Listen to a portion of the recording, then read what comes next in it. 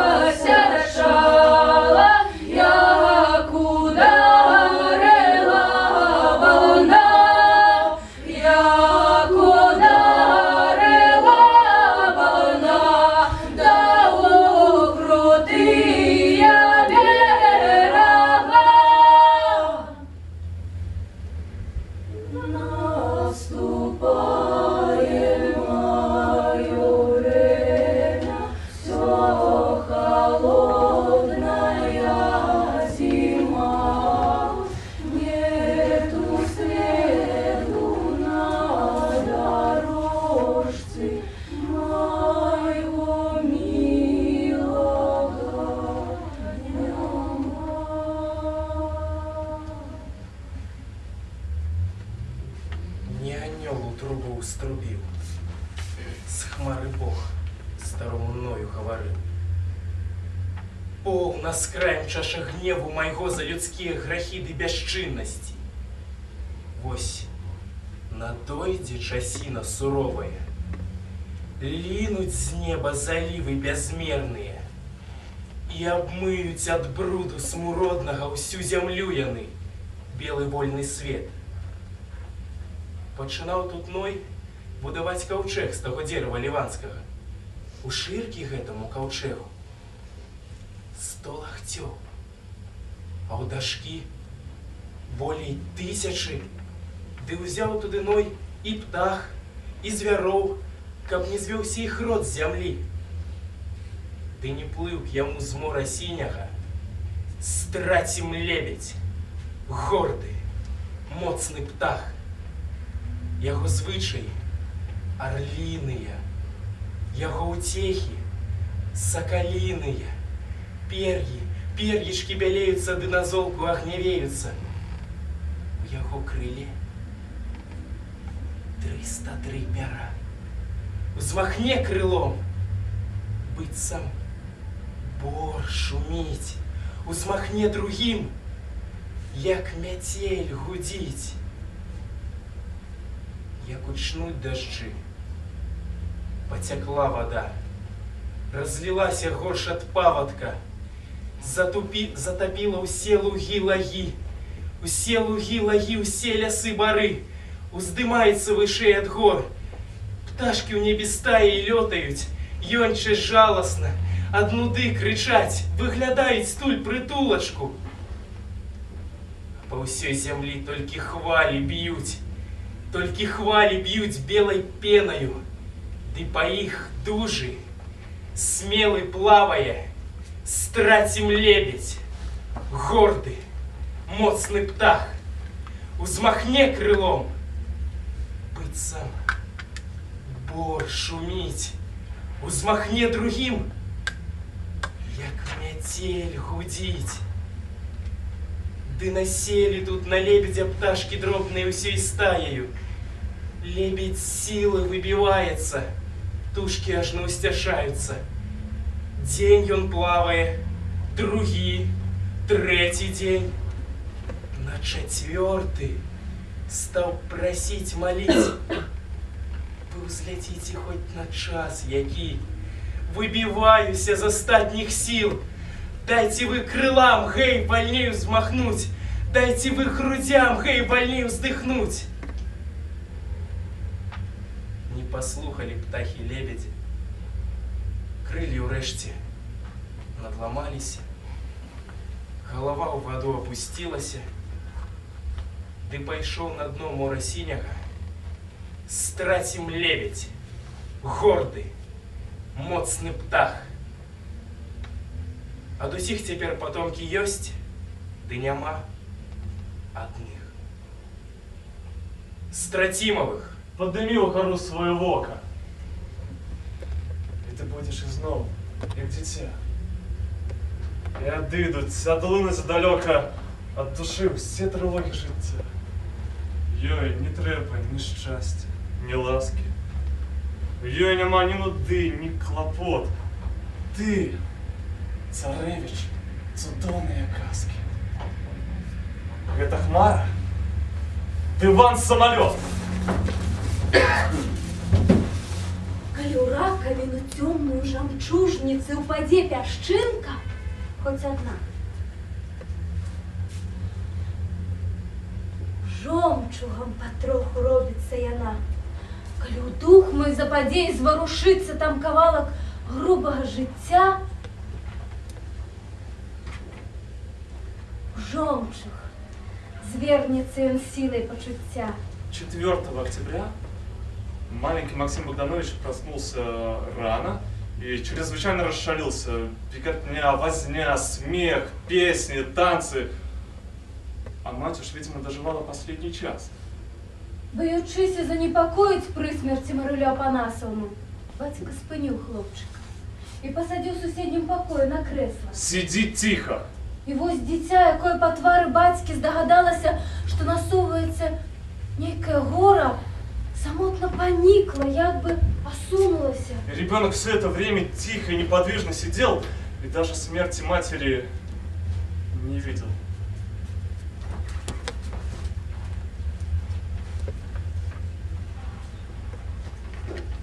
Сел хлопчик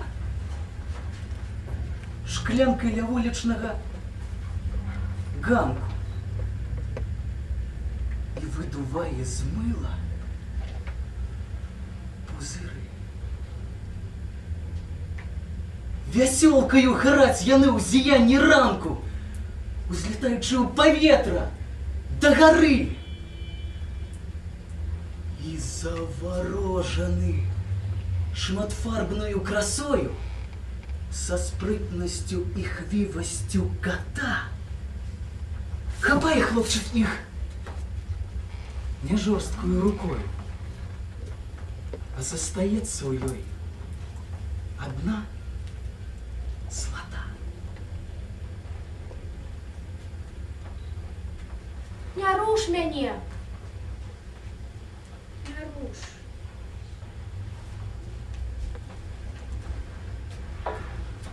Як хораша, калі дзіцё пад сэрцам зварухнецца. І ўраз па целу разліецца яшчэ незвычнае чуццё. Душа в салодкім полусне. И кажут знаки человечкам. Я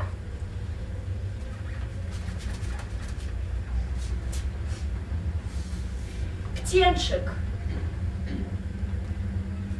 а ты мое гнездечко.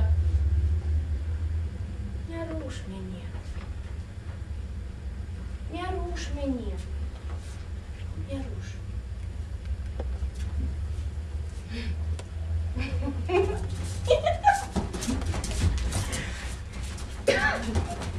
6 клас гімназіі ў Ярославлі Максім Богданович скончыў з тым жа поспехам, што і ў Ніжнім Новгарадзе. Па натуры хлопчык рухомы і жвавы, ён ніколі не слухаў выкладчыкаў, а толькі размаўляў і круціўся. Гімназіст Богданович вельмі часта спазняўся на заняткі, а калі і ўвогуле не прыходзіў.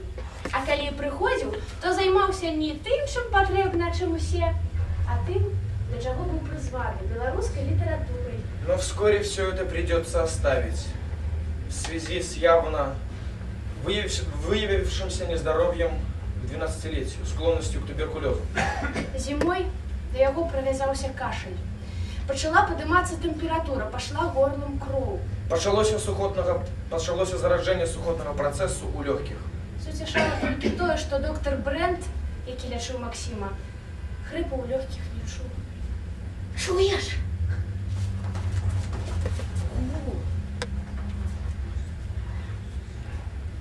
Гэта сумны мяркотны лясун. Пачынае няголасна граць. Пад рукамі яго, навяваючы сум, быццам тысяча тонка нацягнутых струн, танкаствольныя сосны звіняць. Ці казаць, ад чаго пацямнела рака? Зашамрэлі мацней каласы. І аб чым шэпча ім галасок ветерка, што зіяе, дрыжыць на лісцё хлазняка. Кроплі слёз, ці холоднай расы. Понурая, вялізная жывёла. Па шырай неба ўдаль марудна проплывае, все стихло. Але вось паветра рассякае агністы меч, і зіхаціць вясёла. Удару ён, і грукат пракаціўся, мігае грозны меч. Удары не сціхаюць, і ўніз холодныя бічы крыві сцякаюць. А людзі кажуць, гэта дождж проліўся. Здесь у хмарах живут павуки, что снуют павутину дождя. Кожный, тлустый и мягкий такие, скура слизкая, як у вужа. Теле стыгне холодная кровь, злость бесцельная в мутных очах. Чуешь? Во шорох ног павуков облетают шестяны. И дах!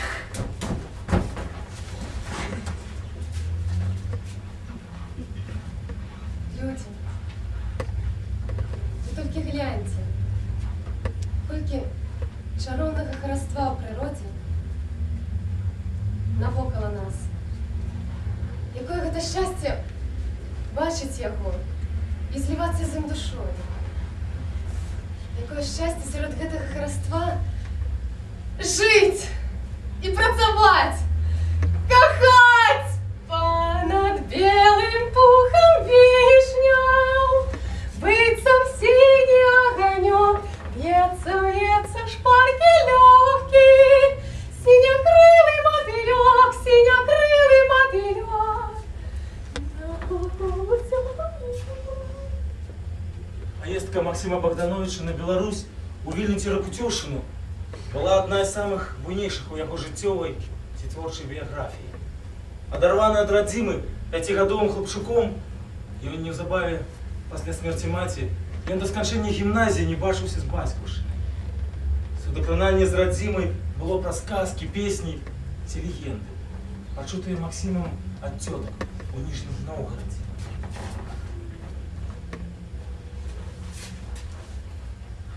Палаюць асіны,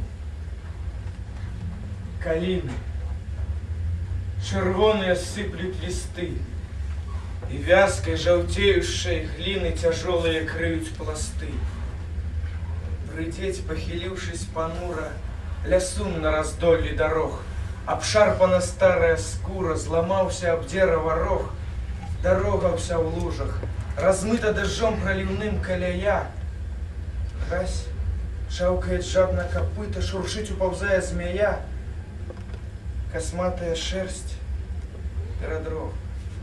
Стомился он старый, продрог. Лед тонкий и острый, як стекла копыта, царапает ног. Спешить ее дойти до колени, где теплые, мягкие мхи. А тут только плачут осины, да бьются галины в ольхи. Скучно мне в глубине, тишине. Вспоминаю я на дне о весне. Я весною пляснусь, всколыхнусь, зеленой муровой уберусь, выйду белой из темной воды. Бачу, в лес идут людские следы. Кинусь, брошусь я за ними зраки. Осветите вы мне путь, огоньки. А людей отыщу, обойду, в очи всем затемню, отведу. И туды, где лягла темень мгла, где зеленый крыш свой ель подняла. Всіх туды заваблю, заведу. Вы потешьте ко мне, молоду. Як почну обнимать, целовать, буду биться, затихать, умирать. А як гучно смеюсь, хохочу, обхвачу их, не пущу. Щекочу. Хороша ты игра, весела. Хороши вы, неживые тела. Але близко година утра разгорнется за лесом зара, и с нудою я у речку ложуся. Горько плачу, рвусь з воды, грудью бьюся.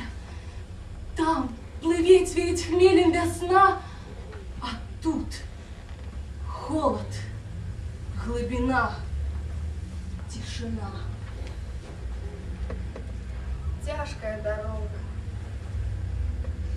Камень да песок. Но теперь недолго. Путь уже недалек.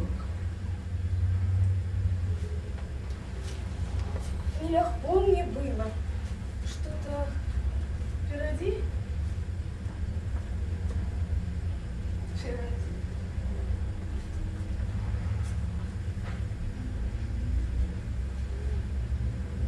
Могила. Что ж ты стал?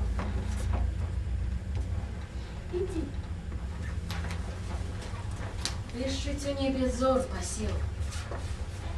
У поля рунь, у небе рунь. До речки летячи взлетел меж ими марой белый лун. Кажан пронесся на крылах, строкочуть коники в траве. Кается золотистого ясного дня. Погляди, як усход разгорається, кольки у хмарах залетных огня. Тяжкое наше життя, горкая наша доля. Од веку забитые, од веку загнаные, тягнем мы быццам жывёла хамут жыцця. Обливаючи потом убогую нівку, проливаючи кров на войне, справно уносячи податки, справляючи повинности, мы, працавітые белорусы земляровы. Белорус тёмен, несчастный, забит. Так кажа кожен, кто познал белорусскую вёску. И все это правда. Однак не жалости, а справедливой уваги до белорусского народа жадаў бы я. Ад усіх тых шчырых удзячных сэрц, якія б хацелі і змаглі б дапамагчы нашаму земляробу беларусу. Так казаў Максим Богданович. И памятайте, не жалости, а правды жадая от вас наш народ. Народ, белорусский народ, ты темный, сляпы быццам крот, тобою всягды погарджали, Тебе не пушали з ярма і душу твою обокрали. У ёй нават мовы няма. Збудзіўшыся ад грознай бяды, увесь поўны смяротнай жуды, ты крыкнуць нявольны. Ратуйце. А мусіш ты дзякуй крычаць. Пачуйце жа гэта. Пачуйце, хто ўмее з вас сэрцам чуваць. Давно уже телом я хворею и хвор душой. И только на тебе одна надея, край родный мой. В родном краю есть крыница живой воды. Там только я смогу позбыться своей нуды. Коли же им помру, загину, не жалюсь я. Не будешь тяжкое ты сыну своему земля. Там хоть у клине, хоть у бруде, знайдуть мои слабые груди себе спокой. Ёсць на свете такие бодяги, что не верать ни в Бога, ни в чорта. Им приемны строкатые стяги кораблёва-киянского порта. И няма им кого тут покинуть, бо нікога яны тут не маюць. Одного яны моцна жадаюць побывать у краях незнаёмых, ды зазнать там и шчасця, и гора, и загинуть у хвалях белопенного синего мора. Але мы не таго мы шукаем, не таго на чужбине нам трэба. Не рассталіся б мы з нашим краем, каб было дзеля нас ім хлеба. И на вуліцы, под грукат, под гомон, дзе натоўп закруціўся рухавы, нам маячыцца вёсачка Нёман и огни бортовые либавы. Сердце ныє, сердце кроется от болю. Ой, пойду я с тесных хат у тое поле, в частым поле ветер вее повевая. Ты покинь мяне, нуда моя нямая. Я тады у песні звонкой солов'їной вылил туху и на ветер буйный кину, и развеял бы я ею на раздолі, каб не убачить мне ніколі ўжо нядолі. Най на най на на на на на на на на на най на най на на на на на на на на на най на най на на на на на на на на на най на най на на на на на на на на на най на най на на на на на на на на на най на най на на на на на на на на на най на най на на на на на на на на на най на най на на на на на на на на най. Вот и камень валун, и знакомая криничка. Максим попросил Янку остановиться, слез с телеги, подошел, зачерпнул ключевой воды, постоял, сел на пахучее сено. Телега тронулась. Гул вулічных шинков, панельный блуд, Каштаны старые, з яких летить праз дымные туманы, рой листьев, амнибус, который грукотит железом, и меж кол рыпящих летядит зеленый огонек с червоным, быцем вочы ворочаўчы круг. И з люлькою рабочий, дымящий души городовому нос, капеш з домов на брук, что бачу шмат колес, асфальт истоптанный, с канавками по краю, делят бамбуки. Такие мой шлях. Идущий краю. Усё вышэй и вышэй я на гору ўзбіраўся. Падымаўся да сонца, што дае нам цяпло. Але чым болей да яго набліжаўся, тым усё халадней мне і маркотней было. Заскрыпеў снег под маімі нагамі, і морозам калючым твар пякло ўсё крапчэй. І пануры, стамлённы, уніз пайшоў я снягамі. Сонце там хоць і далей, але ж грэй, цяплей, Разгарайся хутчэй моего міжмглы.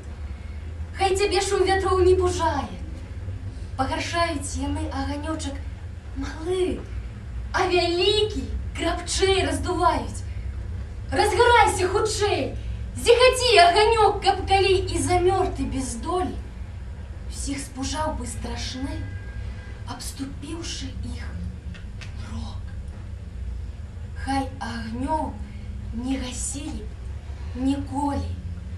Моя душа, як ястраб дзікі, што рвецца ў неба, на прастор, вартуе вольных птушак крыкі. Моя душа, як ястраб дзікі, учуўшы іх, страхне вялікі, шыбне ды вышэй гор. Моя душа, як ястраб дзікі, што рвецца ў неба, на прастор. Хто ж яны яго чырвоныя кветачкі, яго зорачкі, жанчыны, Ён? якіх кахаў Максім? Ён быў неабыякавы да сваёй дваюроднай сястры Нюты Гапанович, дзяўчыны прыгожай, разумнай. Сімпатыя Максіма была моцнай і трывалай. Ён пераклаў на рускую мову шытак беларускіх вершаў, зеляня. І падараваў яго Нюці з эпіграфам. Пераклады вершаў нібы жанчыны. Калі прыгожыя, дык дрэнныя. А калі добрыя? дык не прыгожыя.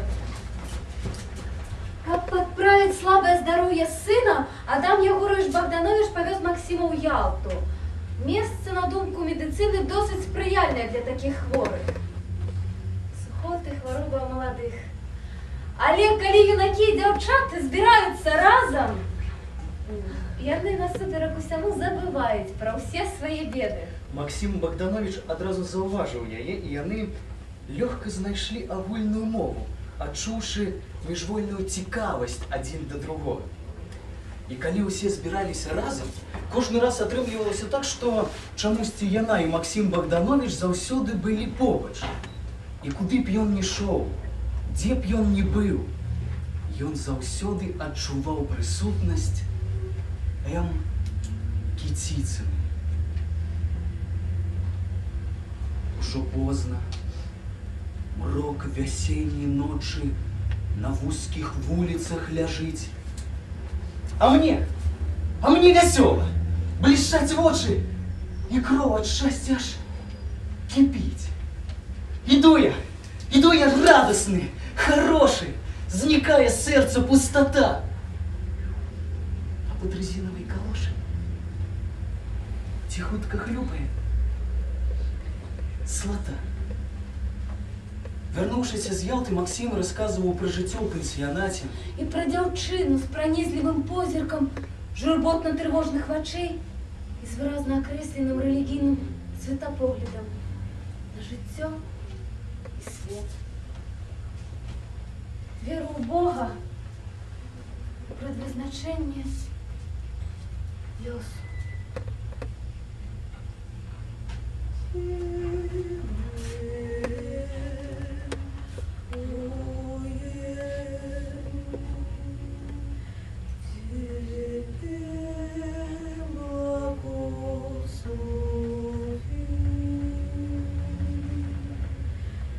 Я сяджу без агню. Я стаміўся, прамок. Над зямлёю імгла, у душы маёй змрок. О, як пуста ў ёй, о, як холадна жыць. Але вось, цераз цемень мыланка блішчыць. Освященный образ Христа, Его крыж. Оживаешь, здається, душою гориш. Але ж, чому так малий гэты час? Зноў навокал цемень, свет зірнуў і пагас. Не глядзець на мяне ясны образ Христа. Над зямлёю імгла, у душы пустота.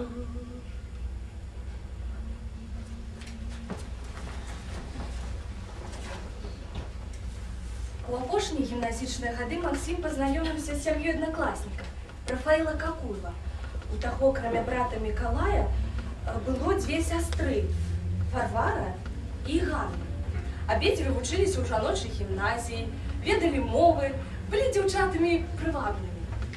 Але асабліва імкнулася Максіму ў вочы Аня. Ён стаў часта бываць у іх доме. Холоднымі вечарамі моладзь запаўняла прасторныя пакоі дома. Магчыма, гэта былі самыя шчаслівыя часы ягонага не вельмі радаснага юнацтва. У доме Какуевых ён знаходзіў тое, чаго не знаходзіў дома. Інтэлігенцкую атмасферу, шчырую прыхільнасць, утульнасць. Ой! Ой, ой, ой, ой, ой, купалка моя, сама поле стой. То не йогонь горит, то девонька ходит, купалка моя, сама поле стой.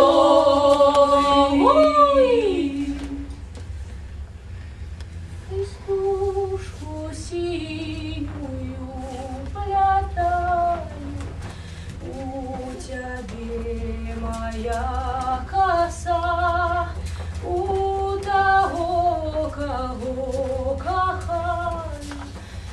Синий колер пояса, можа милый здогадается, для кого яна вплятается, что ён сердцу сподобается, что ён сердцу сподобается, и стужку синюю плятала, у тебе моя коса, але боюся, что поведают люди розные.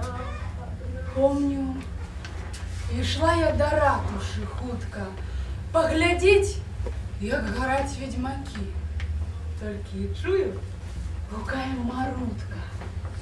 Бач, Агата! Красунчик який!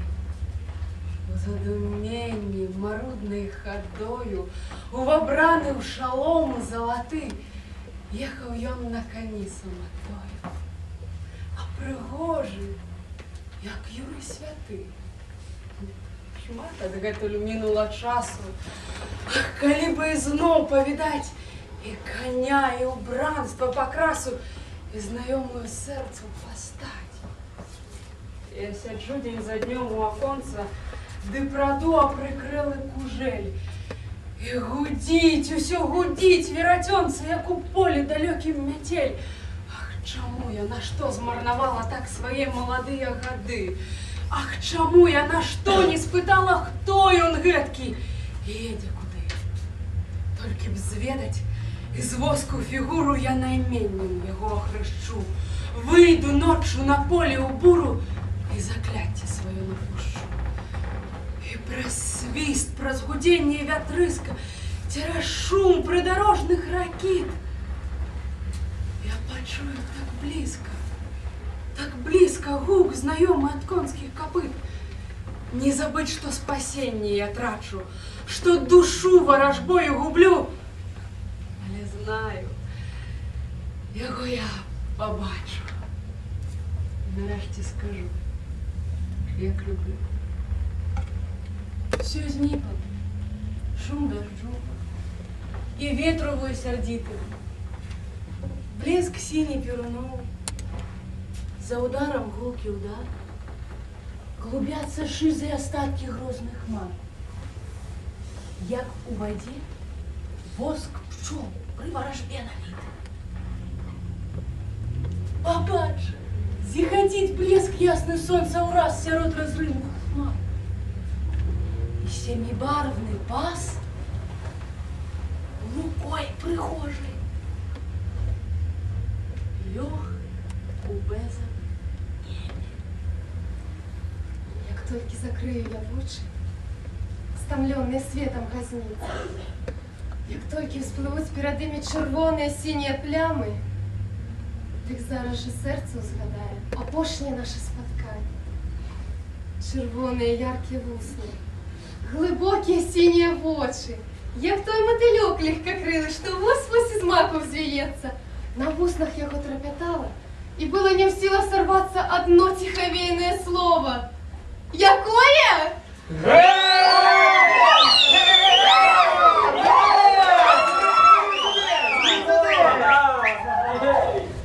По улице, смеясь, шаля, проходят бойко гимназисточки.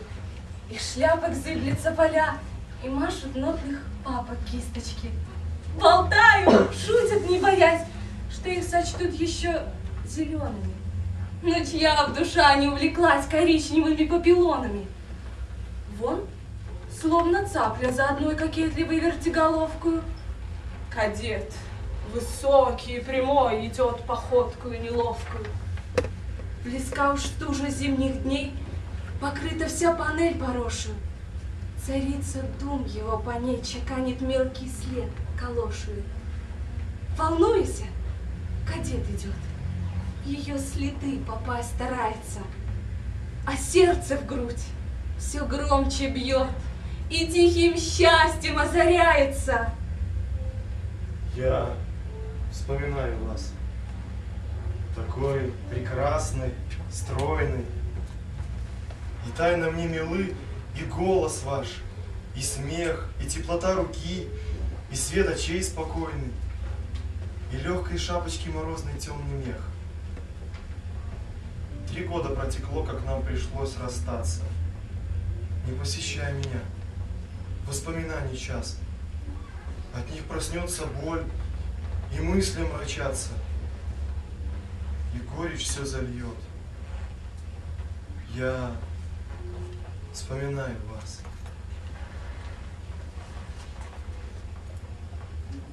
Усё одна цяпер думка сердце сушить.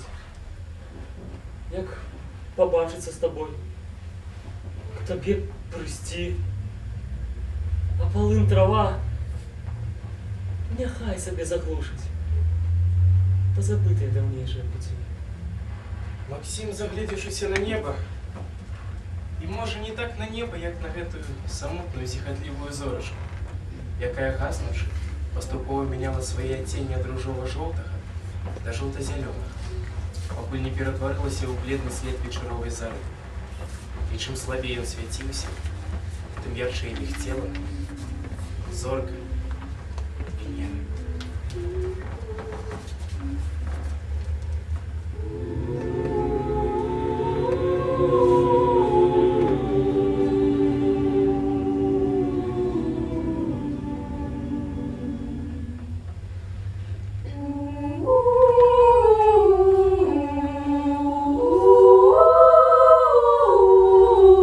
Зорка Венера зашла над землей, светлые згадки с собой привела.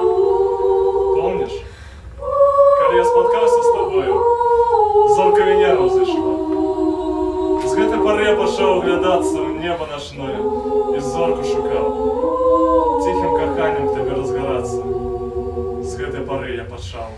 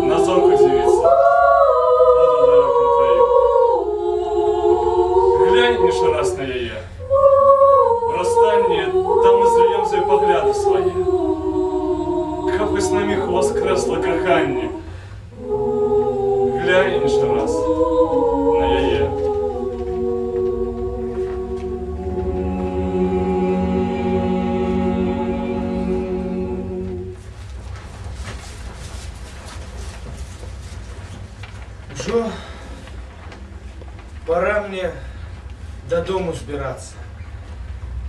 Вечер поздний, а час не стоит.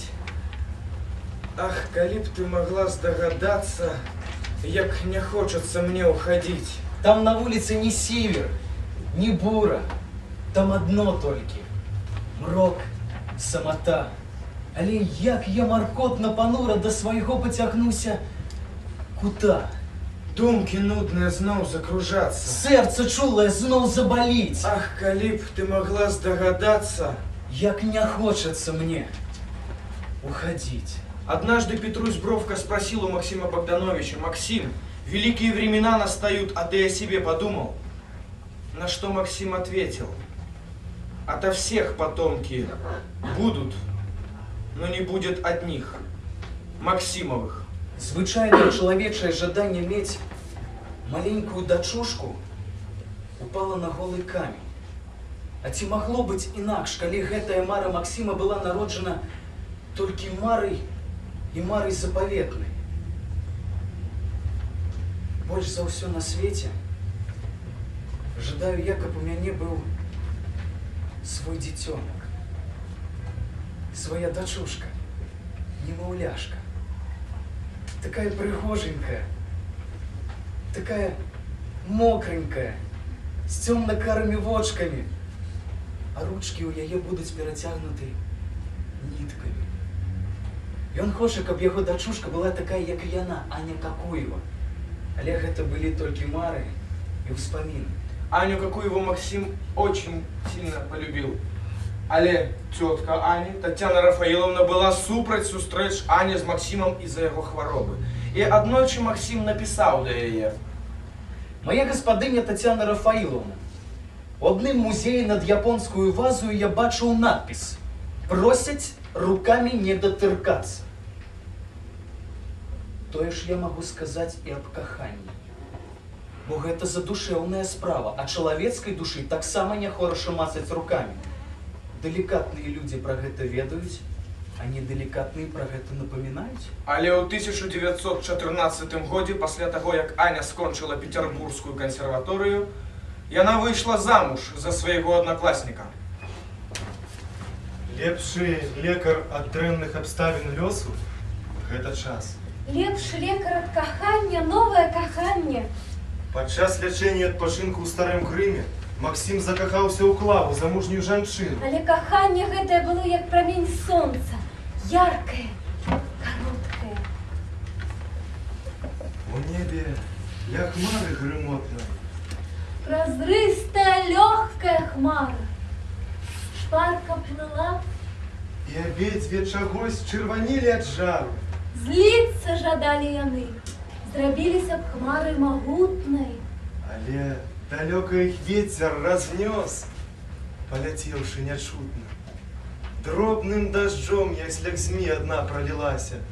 Гулкім раскатам грымоту другая ў адказ озвалася. І паасобку загінулі хмары бяздольныя тыя, чуючы ў небе, як вецер над смерцю іх радасна вые. Темновокая пані. Конец. Ёсць накшталт ваших темных вачэй. Зоры темные, что неўнарок загараюцца ў змроку начэй. Темновокая пані. Яны так прыгожы ў дзіўны той міг, і не горшму ад ваших вачэй, калі вогнік зияе ў іх. Темновокая пані. Сябе я на гэтым агні не спалю. Шмат на свеце ёсць розных агнёў. Все яны вабяць душу мою. Кинь вечный плащ свой аб старонцы. Няўжо жа цёмнай ноччу не бачыш ты, што глядзіцца сонца? Люстэрка месяц залаты, не згасла сонца. Сонца яшчэ гляне, і ўсіх падыме ада сна. Ён гэты дзень яшчэ настане, і ачунее старана. Я пад зімовай маскай, пад снегам бачу твар вясны. І вее верш мой дзіўнай казкай, і ясен ён, як зорак сны.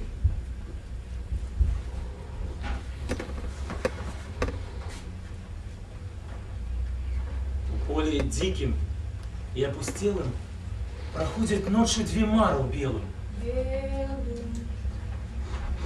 Мертвых вочи, блядных чолы, их словы з вуснов взлетают к волу.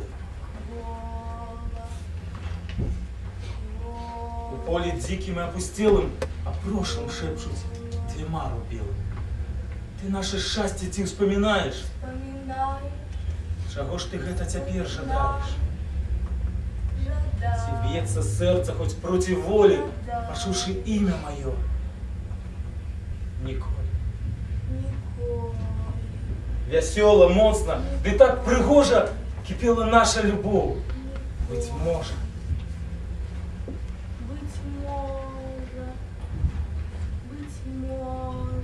Синело небо, росла надея. Надей няма ўжо. И свет темнел. Так шепчут мары вокруг долов совых. И чує только нож, тыя словы.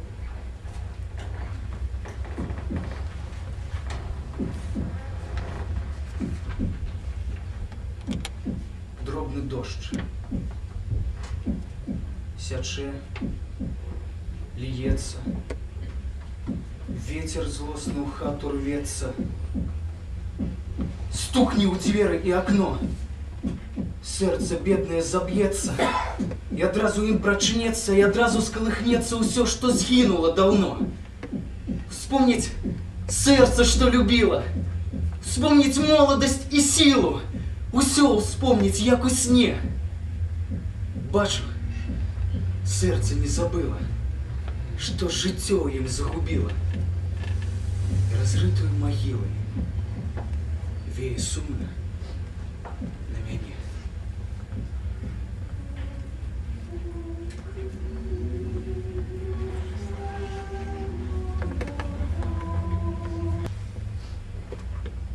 Як над городом дождь, скуль расце. Для чаго смутак сердца моего? Шум тихий дождя над будовлей, землей. Ты скучала, душа, раньше по песне дождя. Шимить без причину бедным сердцем моим. Няма ўжо злых часін. Гэты плач без прычын. Няма горш бяды, каб рыдаць ні з чаго. Без надзеі нуды у мяне шмат бяды. Найбольш любіць Максим вечар. Ночь. Калі перед чалавечым позіркам раскрываецца веліч, бясконца свету, з усімі загадкамі і таямніцамі. Ночь ставіць чалавека адзін на адзін з тайнамі сусвету, космосу. Ночь гэта тысячы зорак, іншых, чым зямля, нябесных целаў. А што яны значаць? Кім сярод гэтай зорнай бездані з'яўляецца чалавек? Што такое жыццё? Чалавек? Каханне? Смерць? Вечнае праклятае пытанне. Была колись пора, гучела завіруха, и замяла мою минувшины сляды. Стихла уже она. Плывуть удаль годы. Куды теперь идти? Куды? У души горить огонь нуды, понурый, чорный. Ці можа слёз моих крыніцы яго залить? Ці можа плугом тяжкага мучэння сэрца ўзрыць, мо зойдуць там надзеі зёрны? Куды цяпер ісці? Куды?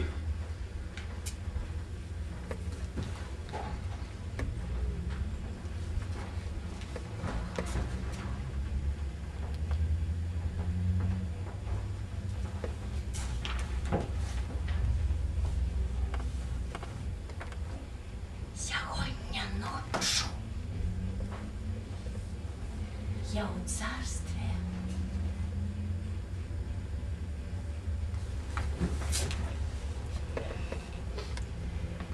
Сягоння ноччу я ў царстве казки. Звычайны свет растануў, знік. У сінім небе з-пад полумаски глядзіць прыгожы маладзік. Вось ён, схаваўся ў вуалеце празрыстай хмаркі серабры, бо налякаўся ўжо. Канфеце, шматфарбных зорак у гары. Там снегавое хто сыпле пудрай, каб цешыць свой вясёлы шал. А я ў песне не надта мудрай, а пеў нябёсаў карнавал. Час наведвання віленскіх музеяў Максима Богдановича уразілі старасветскія славянскія рукапісы, а таксама слуцкія паясы, якія ён па некалькі разоў пераглядаў. Гэта ёсць фундамент нашага адраджэння. Гэта і за 1000 гадоў будзе сведчыць аб нас, гаварыў Максим Богданович о помніках нашай старасветскай культуры.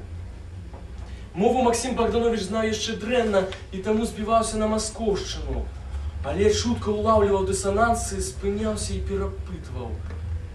Як гэта сказаць мне правільна? Папрашу, папраўце мяне. На чыстым аркуше, прад вузенькім акном, прыгожа літары выводзіць ён пяром, устаўляючы паміж іх чорнымі радамі чырвоную страку всякімі цвятамі, разнакалёрнымі галоўкамі звяроў і птах нявіданых. З пляценнем завіткоў ён пакрашае скрозь. Даволі ёсць знароўкі, свае шматфарбныя застаўкі і канцоўкі, і загалоўкі ўсе. Няма куды спяшыць. Парой ён спыніцца, каб лепей завастрыць пяро гусінае. І гляне, светла сонца стаўпамі падае праз вузкае аконца, і круціцца ў іх прыгожы лёгкі пыл, як сіняваты дым нявідзімых кадзіл. Руй хмарачых плыве шырокімі кругамі. На небе ластаўкі шыбаюць над крыжамі, як жар гарачымі, а тут, каля акна, малінаўка пяе, і стукае жаўна, і зноў ён схіліцца. Застаўку зноў выводзіць няяркім серабром. Нячутна дзень праходзіць, ужо хутка будзе ноч. І першая звязда благословить конец прыгожага труда. У 1907 годзе у рэдакцыі газеты «Наша Ніва» быў надрукаваны першы твор Максима Богдановича «Музыка». Моцная падтрымка яго творчасці праявілася з боку беларускага публіцыста і крытыка Сергея Палуяна. Аднойчы ў рэдакцыі газеты «Наша Ніва» Сергей Палуян запытаўся: «А што ж з Богдановичем? Дзе ён? Чаму нічога не піша?» Декаденщина, промовив Ядвігін Ша. Сергей Палуян прабег вачыма адзін верш, другі. І гэта, па-вашаму, декадэншчына? Гэта ж народная песня. Я за тое, каб гэтыя вершы былі надрукаваны. Я буду за іх біцца.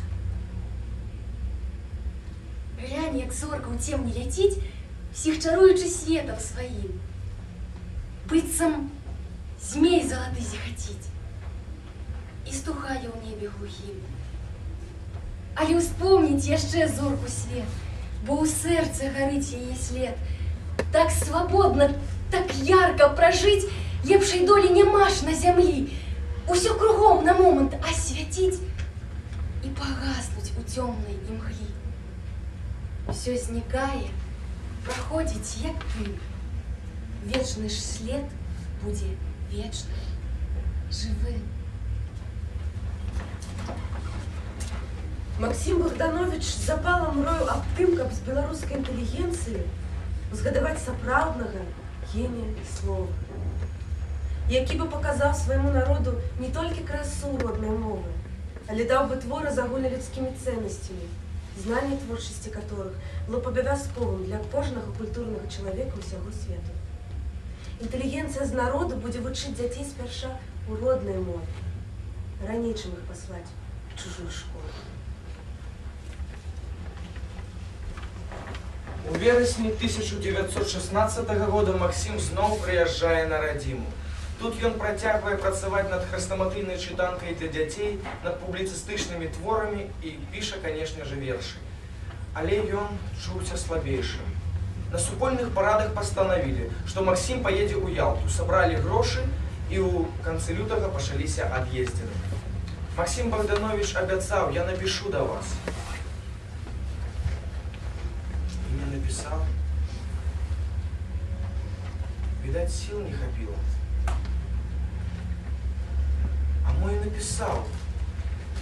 Ды чужие люди не выслали листовки. Кто ведает?